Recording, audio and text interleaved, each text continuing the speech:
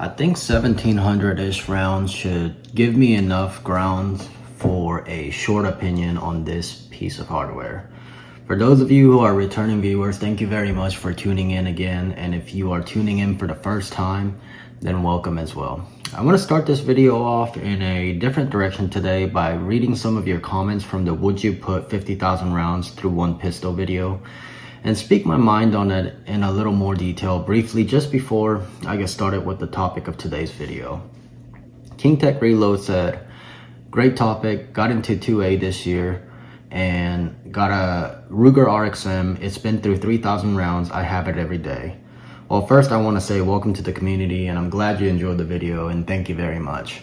I've heard and seen a lot of positive things about the Ruger RXM. While I haven't had any time handling the pistol myself, I've just seen so many people saying so many positive things about it, and I think Ruger has a definite win with this pistol, and I think it's a pretty big hit in my opinion.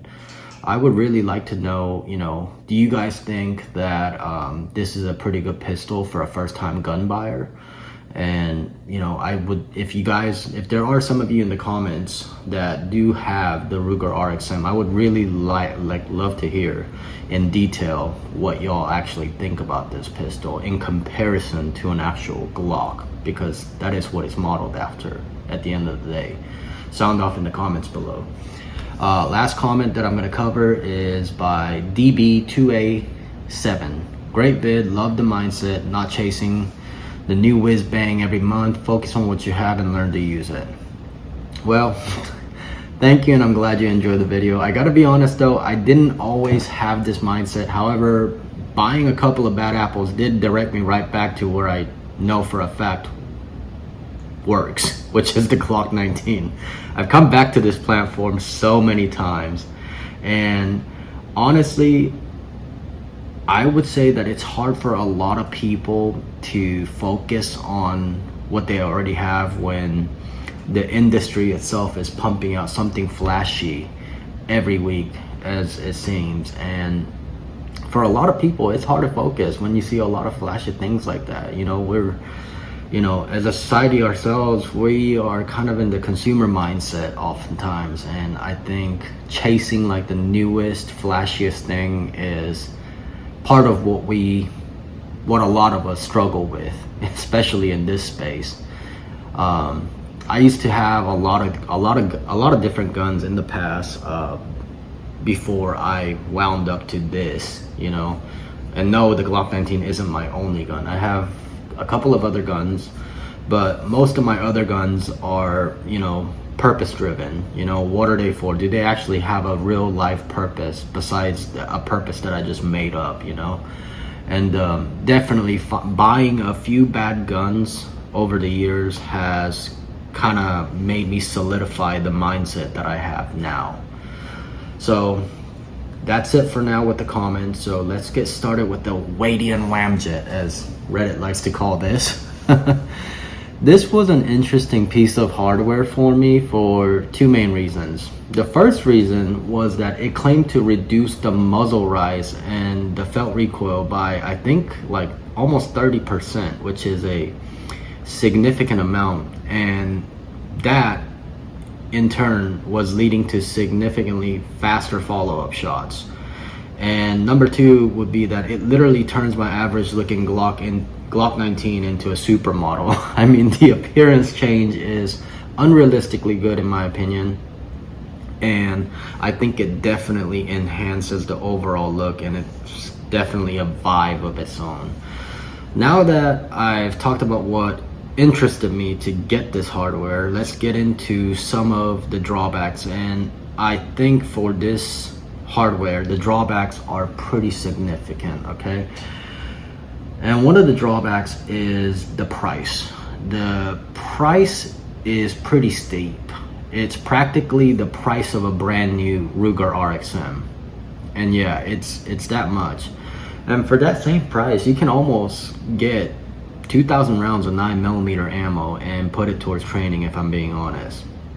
Aside from the price, it can in some instances also affect the reliability of your pistol depending on the kind of ammo you're using. Now, when you add a comp or whenever you attach anything at the end of the barrel, that's something that you should always keep a lookout for, because extra weight added to the end of the barrel can certainly negatively influence the reliability of your pistol, right? So far what I've experienced as far as in the reliability department is 2 failures to feed with very underpowered Monarch 115 grain ammo. And as far as drawbacks go, that's all for now from my own experience. I can't speak for other people's experiences, but from my experience, the price and the 2 failures to feed are the only drawbacks that I've seen. Now let's get on with some of the positives with a little bit of a backhand. The ramjet afterburner does work as advertised, and it does cut back on a notable amount of muzzle rise and felt recoil when I'm shooting, and it does lead to faster follow-up shots by a smidge. And performance wise, that is the only benefit that I've seen out of the Radian ramjet besides its good looks over the factory Glock barrel. And you know, in conclusion, aside from cutting back on roughly 30% of the muzzle rise and enhancing the look of my Glock 19 significantly, there isn't really anything else that the Radian ramjet does better than the factory Glock barrel.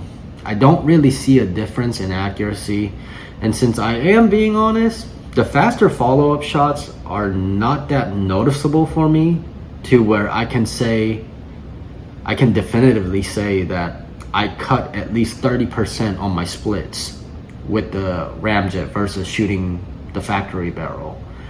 And shooting my Glock 19, however, has been more pleasant, because you can actually feel the difference between shooting with the Radian ramjet afterburner and the factory barrel. It is a notable difference in the feel, but however, the feel doesn't necessarily translate into the end-all result, which is time for me.